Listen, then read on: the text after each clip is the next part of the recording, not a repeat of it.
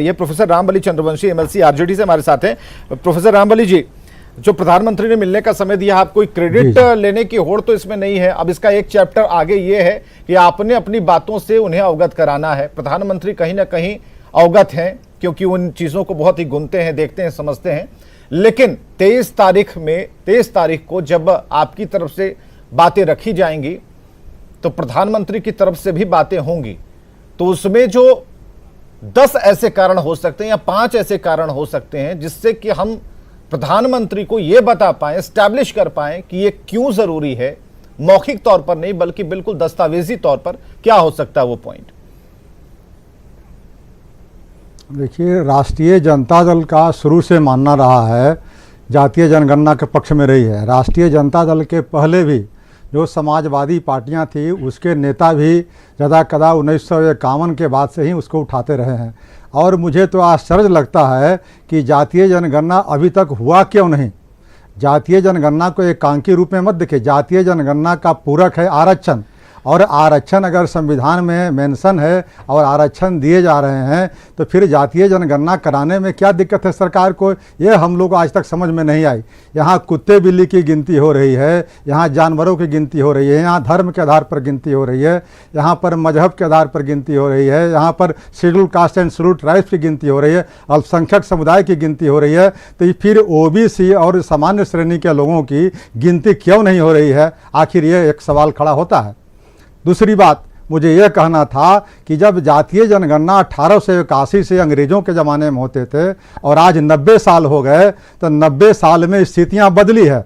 अब आप देख रहे हैं कि एक मुल्क बदल गया, पाकिस्तान अलग हो गया, बांग्लादेश अलग हो गए और बहुत सारे परिवर्तन हुए हैं। तो अब सचमुच में अगर हम दूध का दूध और पानी का पानी करना चाहते हैं तो फिर इससे डर क्यों है भाई। और इसको मैं बता दूं कि जब दो बार सर्वसम्मति से बिहार विधानमंडल पारित, तो 23 तारीख की डेट क्यों देते? आपको सुनने का वक्त ही क्यों देते? आपको ऐसा लगता है?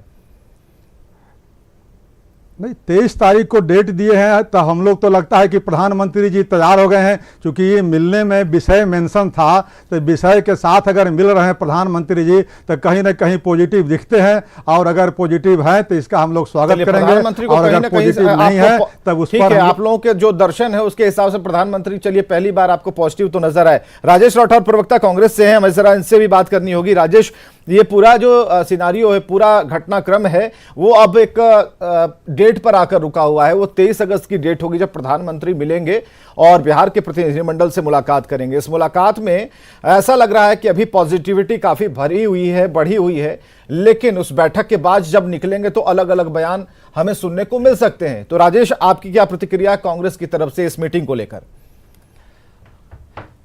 देखिए विवेक जी, स्पष्ट है कि जो मुलाकात मुख्यमंत्री जी एक प्रतिनिधिमंडल के साथ मिलेंगे उसमें पहली बार ऐसा होगा कि किसी मुद्दों पे पक्ष और विपक्ष, मुख्यमंत्री और प्रतिपक्ष के नेता और सारे और प्रतिपक्ष के नेता साथ में मिलेंगे और प्रधानमंत्री से और बिहार के भावना से अवगत कराएंगे कि बिहार क्या चाह रहा है। तो एक है कि मुख्यमंत्री प्रधानमंत्री जी को आभार व्यक्त करते हैं बिहार की ओर से कि माननीय मुख्यमंत्री के काफी जद्दोजहद के बाद, लंबे समय के बाद उन्होंने मुख्यमंत्री जी को समय मिलने के लिए दिया है, इसके लिए हम उनको धन्यवाद देते हैं। लेकिन एक उम्मीद लगाए बैठे हैं कि अच्छा पॉजिटिव वहां उनका संकेत मिलेगा, या फिर पटना यूनिवर्सिटी को सेंट्रल यूनिवर्सिटी की तरफ की मांग को ठुकरा देना मुख्यमंत्री जी का, विशेष राज्य के दर्जा जो बिहार का डिमांड है पुराना, माननीय मुख्यमंत्री जी का, राबड़ी देवी जी का भी रहा, उनको ठुकरा रहे हैं। उसी प्रकार से निराशा हाथ लगेगी अगर आशा के अनुरूप प्रधानमंत्री से इन सबों की मतलब पहले से बिठा रखा कि आप जाएंगे, उनके सामने दस्तावेज रखेंगे, उस पर वो सिग्नेचर कर देंगे और सब कुछ अप्रूवल हो जाएगा। वो भी तो अपनी बात रखेंगे, क्योंकि पहले ही नीतीश कुमार कह चुके हैं कि प्रधानमंत्री अपनी भी बात स्पष्ट करेंगे, वो भी बताएंगे कि क्या हो सकता है और क्या नहीं हो सकता है। तो पहले से अगर ये सोच ले हम कि नहीं सब कुछ राइट ऑन वे जाएगा तो ये तो थोड़ा बहुत ज्यादा जल्दबाजी हो जाएगी। विवेक जी, मैं वो नहीं कर रहा हूँ कि दो हम बिल्कुल आप सब ठीक कर, हमें नहीं कहते कि ये दस्तावेज लेके जाएंगे और दस्तखत कर देंगे उससे हम फाइनल हो, ऐसा नहीं है।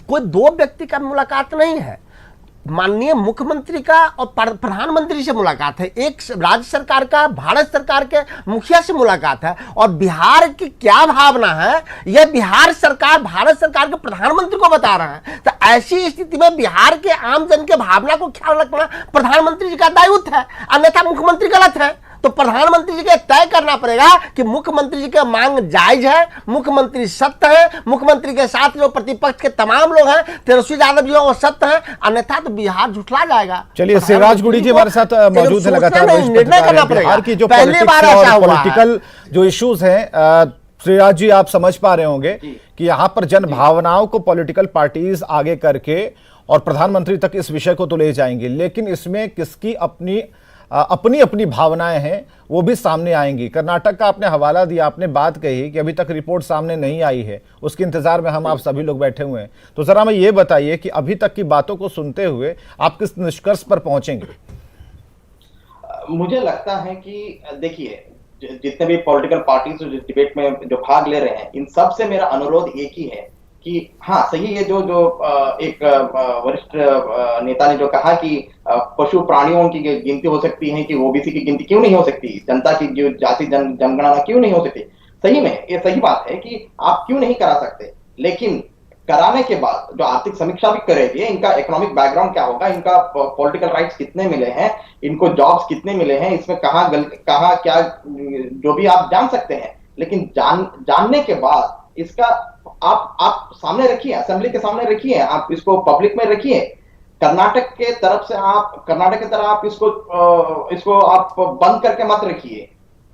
10-15 साल होने के बाद भी आप ओपन नहीं करेंगे। चलिए, कुल मिलाकर कहना है कि जो रिपोर्ट, हाँ, ये भविष्य की जो इबारत तय करनी है वो से बिल्कुल ट्रांसपेरेंसी इसमें जरूरी है, तभी आप विकास कर सकते हैं। पता चले कि संख्या कितनी है, तो ये भी पता चलना चाहिए कि आर्थिक दृष्टिकोण से वो समुदाय कितना सबल है जिसके लिए आपने इतनी मेहनत की और प्रधानमंत्री से मिलने गए। बहुत बहुत शुक्रिया सभी का इस चर्चा में शामिल होने के लिए। समय की काफी कमी है और हम आपको